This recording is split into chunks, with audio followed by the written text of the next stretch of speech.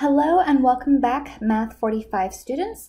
This is your instructor, Cindy Enrique, and we are going to continue on page 13, and this is section 6.4, which is graphs of logarithmic functions.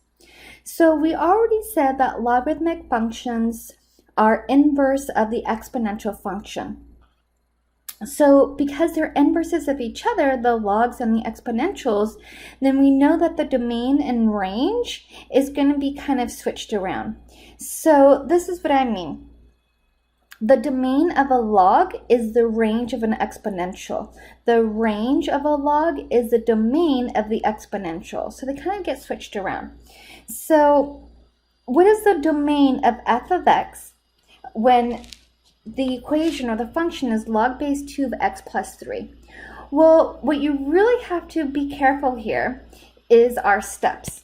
So we want to make sure that inequality is showing that the argument is greater than 0. So what this is saying in particular, that the inside of the log must be greater than 0. So, whoops.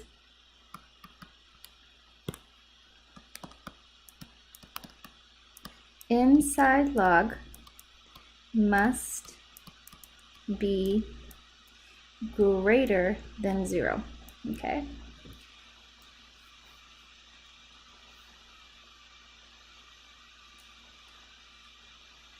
If you were to put, for example, log of 0 on your calculator, you would get an error. So you want to be really careful that the inside of the log must be greater than 0. Okay, so when we're trying to find this domain, we're going to take the inside of the log, so that's the argument, x plus 3. And we want to make sure that it's going to be strictly greater than 0. So if I subtract 3 from both sides, x is going to be greater than negative 3.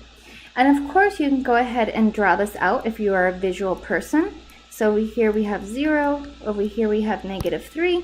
Since it's strictly greater than negative 3, then I know I'm going in this direction. So the domain, I can rewrite it, and remember, these are your x values. So you want to go from smallest value to biggest value. So the smallest value that it can be is negative 3, and it shoots off to positive infinity, where there's going to be a parentheses around the negative 3 and infinity. Okay, so for the next example, it says what's the domain of the function g where we have log of 9x minus x squared. So again, we want the argument to be strictly greater than 0. So I'm going to have 9x minus x squared strictly greater than 0. And so when we have something like this, because it's a degree 2, the best thing that we can do is actually create our interval notation using our intervals, our plus and minus intervals. So what we're going to do is we know that we want to create intervals, and since it's greater than 0, anything that's greater than 0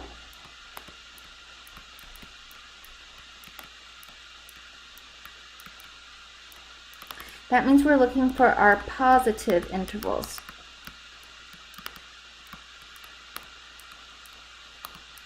Okay, so let's go ahead, since it's degree 2, our exponent is 2, we are going to factor and solve. And we do this because we want to find our boundary points.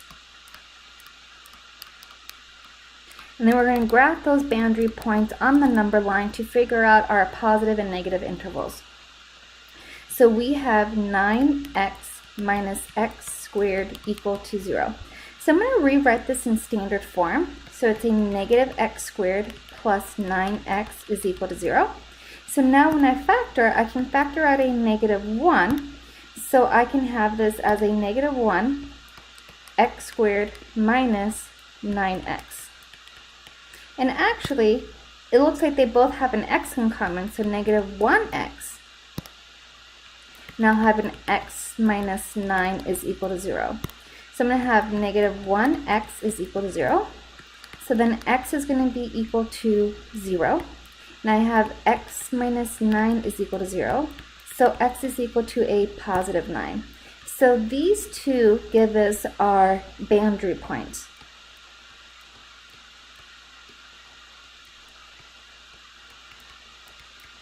So we are going to graph them on the number line. So we have 0 and 9. So now that we have 0 and 9, we're going to graph them. So we want to plug in some values and see what we end up with. So let's see. So maybe over here we're going to choose x is equal to a negative 1. What happens when I plug in negative 1 for x? So I have 9x minus x squared. Oops. Let's go ahead and write it. 9x minus x squared. So this is my original equation. So 9 parentheses minus x squared. And I'm plugging in a negative 1. So when I plug in a negative 1, I get a negative 10. So that's negative. So now I want to pick some other value. So let's say the other value that I want to pick is going to be, let's say, 1. Let's pick x is equal to 1. I just want something that's between 0 and 9. It can be 2, it can be 3, it can be 4, 5, 6, 7, 8, but I just decided 1 would be a nice number to kind of choose. So again, we still have the same equation. We still have 9x minus x squared. So I'm going to have 9. And what I'm plugging in now is going to be that 1 to plug in. So I have 9 times 1 minus 1 squared, and that gives me a positive 8. So that is a positive number. So now I just have to pick some other number to plug in. So something in here, something that's bigger than 9. So maybe something that's bigger than 9, let's try 10. And again, we still have that equation of 9x minus x squared.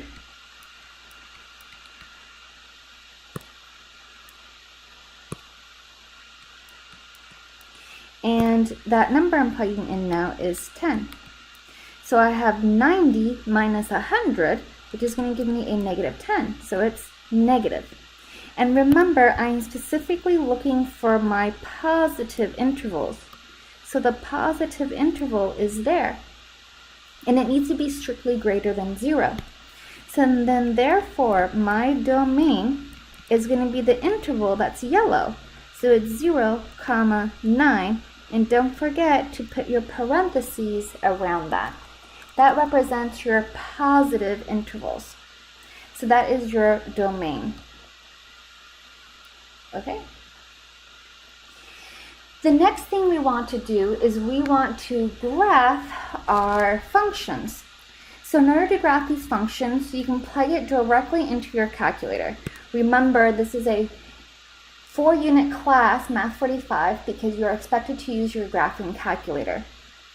So what you can do is you can go to on your calculator, go to the y equals button. So after you go to the y equals button, since you want to go ahead and plug in the log itself, you're going to go to math. Okay. And after you go to math, you're going to go all the way down to A. Oops. And it says log base.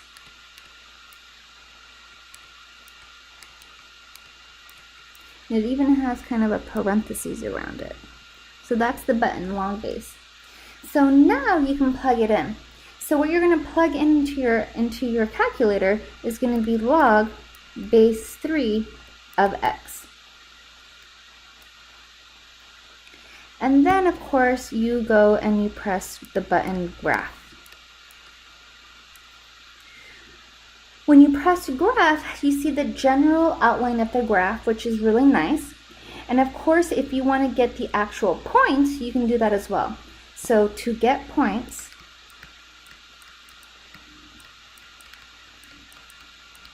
you're going to go to second table.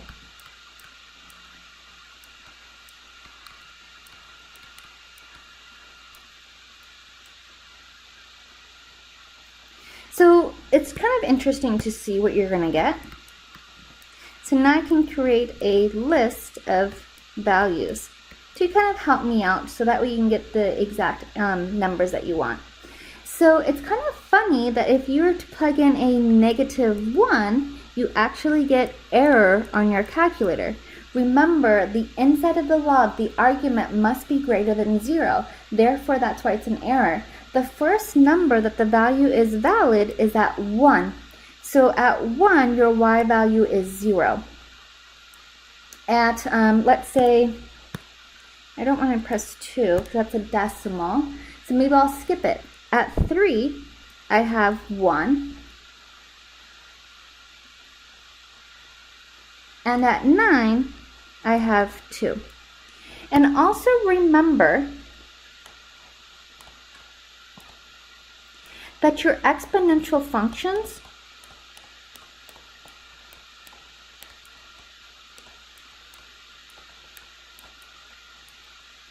had asymptotes.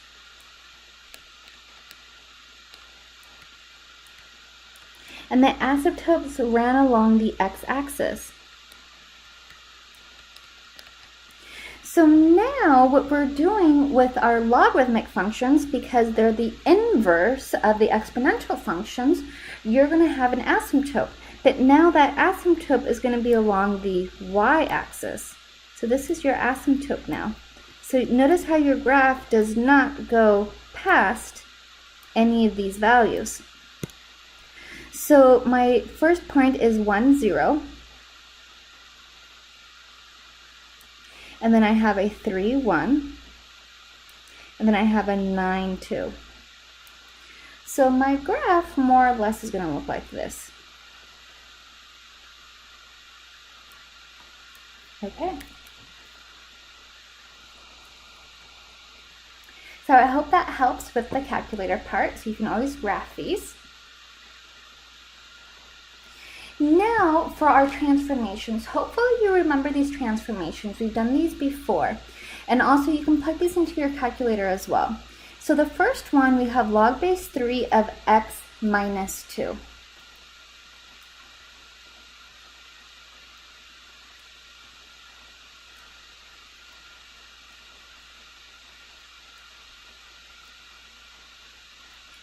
So for that x minus 2, if you remember, that means you're going to move it 2 units to the right.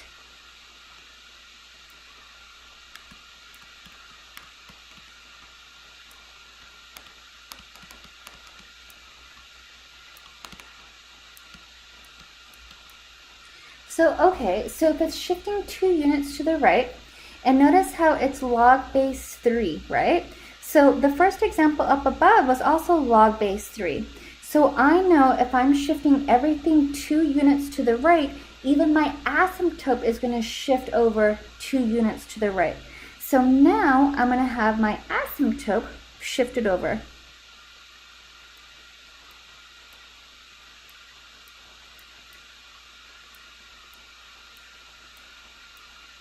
So that's going to be the first thing.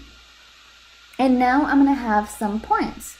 So now, since this point was 1, 0, if I shift it over by 2, I'm at 3, 0. Okay.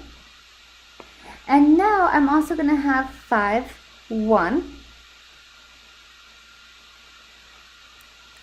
And I'm also going to have 11, 2. So this is what my graph is going to look like.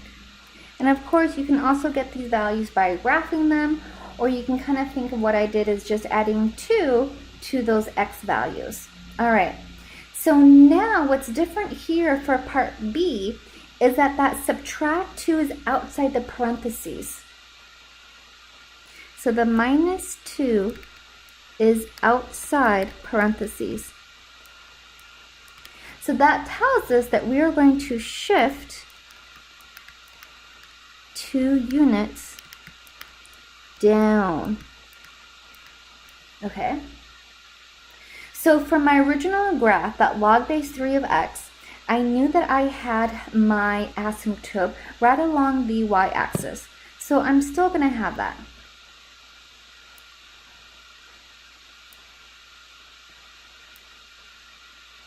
So this is my asymptote.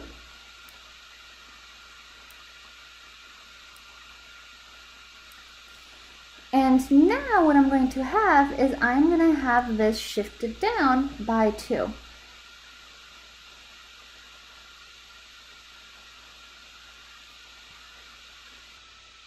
So the way you can think about this is since my original was here at 1, I'm going to go down 2 units. So you can think of this y values, you're subtracting 2. So at positive 1, I'm going to be down at negative 2. So at positive 3, 1 minus 2, I'm going to get my negative 1. And as well, I'm going to have 9, and 9 is now going to be at 0. So now I know what that graph is going to look like.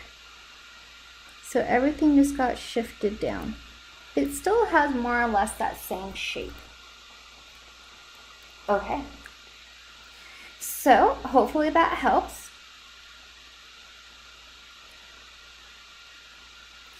And so what we want to do is we want to graph all of these different functions on the same graph. So let's say we are going to graph our function log of x. So I know that f of x, which is equal to log of x, I'm going to have some x values and I'm going to have some y values. So maybe some nice values to start off with is maybe 1 and 0. And maybe the next one is going to be 10 and 1. Okay.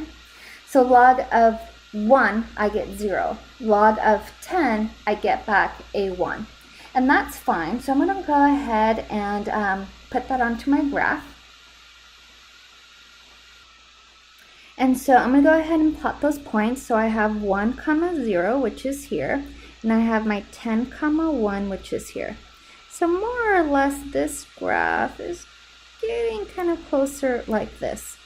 Okay, and that is going to be my graph for my function f of x. Now, the next graph I want to look at, let's say I'm going to draw my g of x. So I know that my g of x function is actually log of x plus 2. So if I was looking at some x and y points, I can have negative 1, 0, and I can also have 8, 1. I just plugged in some values. So now I'm going to graph those points. So I have negative 1, 0, and I have 8, 1. So my graph now looks like this.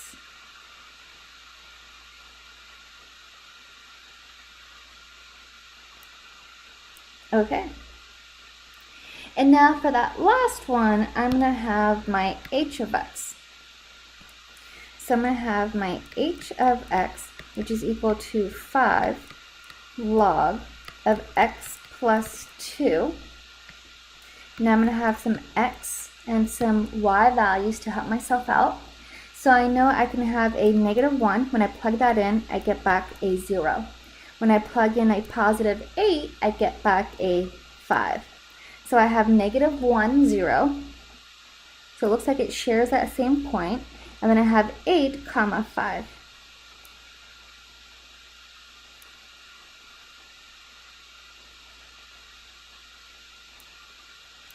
So now I know that that function is my h of x. Okay. So those are going to be my functions, all three of them graphed onto the same line. Okay, I hope that helps. We're going to do the exact same thing with the next graph. So here we go. Let's say the first one I'm going to do as just our regular f of x. So our regular f of x is my log of x. And I think I already did some points with that, right? That was the same as the green one. So I can plug in 1, 0 and 10, 1 for that graph. Why not? We've already used it before. So here's my 1, 0 and 10, 1. And so when I draw that graph, I know there's my asymptote, so I have to be really careful. And there's my f of x. Now I'm going to draw my g of x. Remember that that negative inside in front of the x value is reflected across the y-axis.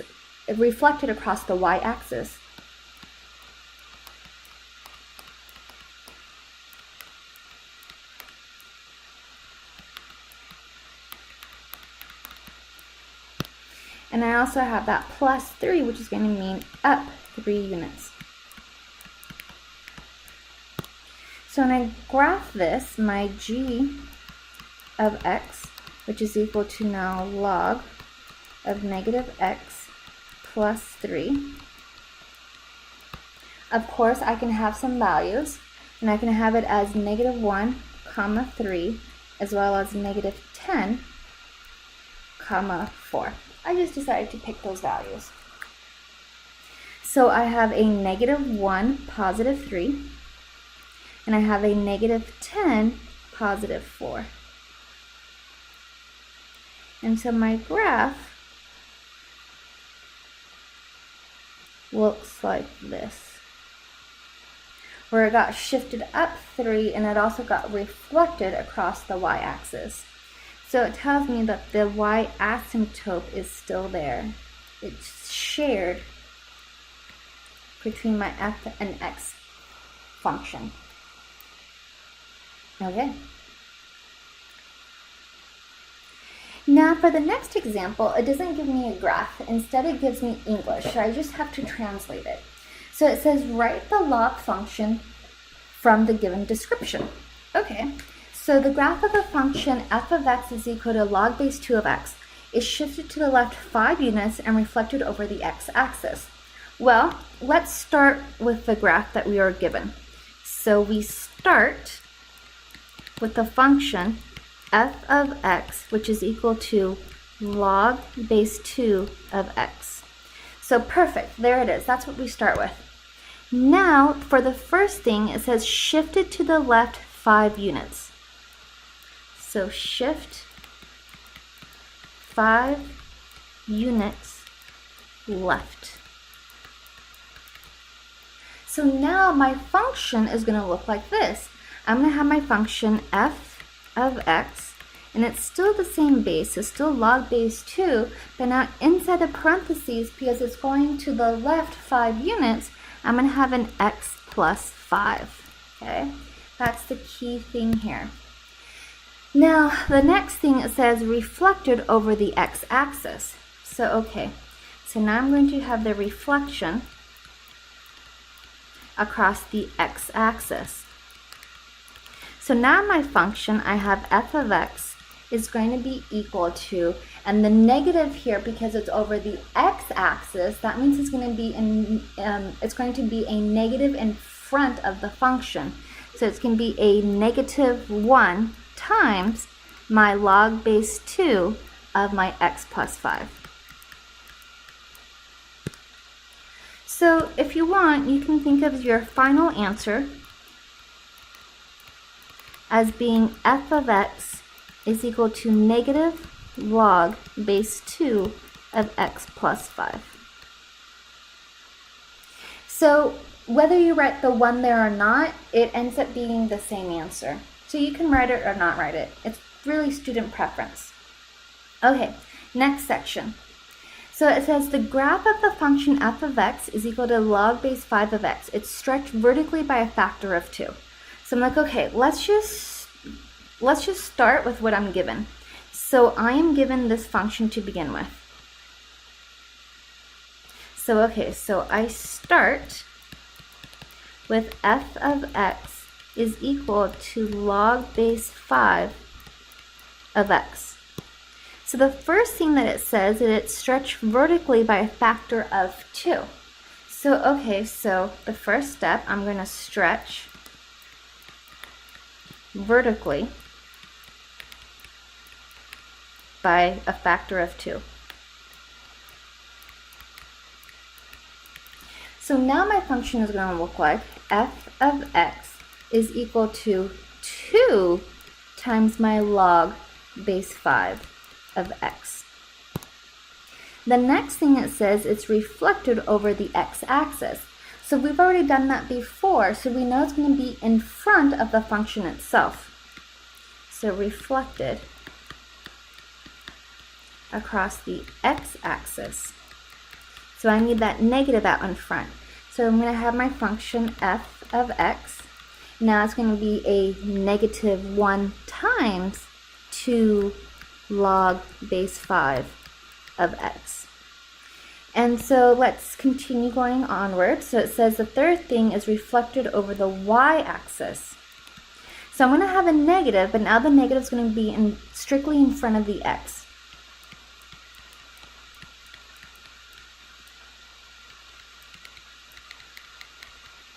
So I'm going to have f of x is equal to a negative 2 log base 5 of negative x, since it was strictly in front of that value. And now the last thing it says shifted down by 5 units. So down 5 units. So that's going to be a subtraction at the end. So I have f of x is equal to a negative 2 log base 5 of negative x. And since it's down 5 units, now it's a minus 5. So now I have my final answer.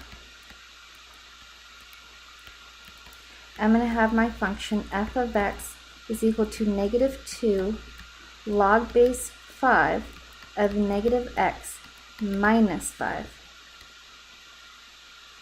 Okay. Ooh, and I said 5, but really, what does this say? This is where you have to be careful reading. I saw that 5 here, but this is really a 7, isn't it? So this should be a 7. So that means this should be a 7.